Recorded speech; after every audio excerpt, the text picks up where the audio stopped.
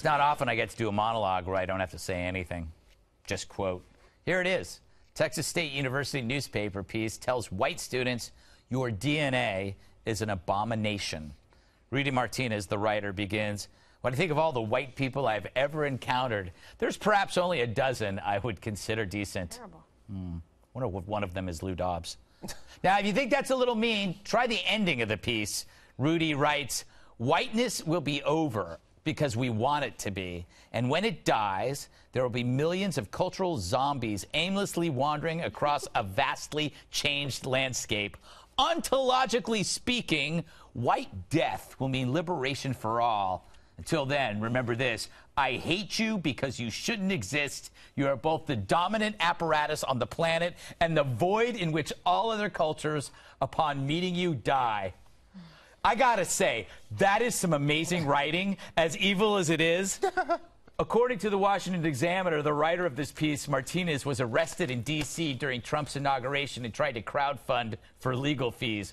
That's not surprising. That figures. What's surprising is that in an era of safe spaces where students get out of classes or ban speeches because of diverse opinions and words, a college paper in Texas can run this savage call to violence. And as Hollywood creates movies and TV shows that push the myth that America is a sexist, racist tyranny, a college paper would happily run a piece that essentially calls for genocide.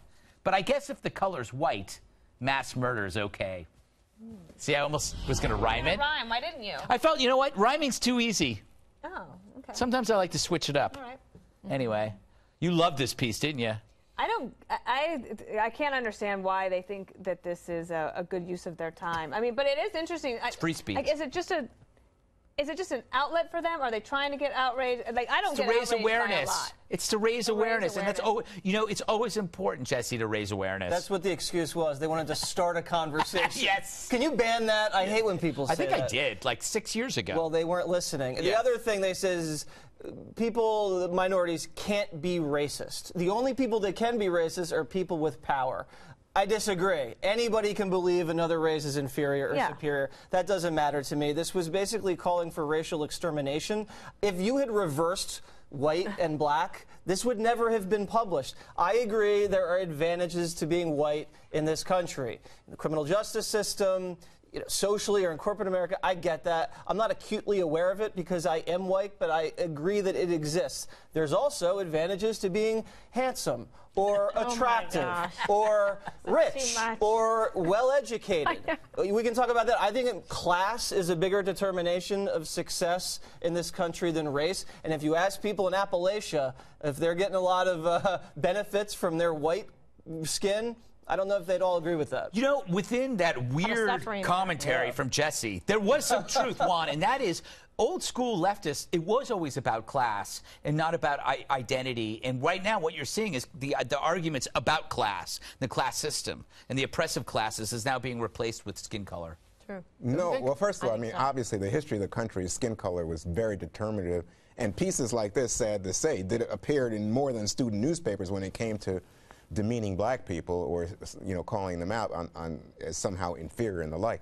So I was interested in this, but I must say in response to your point that this guy identifies as a Marxist and has previously written in those terms, which I find kind of bizarre. Now, the editor of the paper who apologized said that he intended to use this space to talk about class and identity politics and to bring it into that way.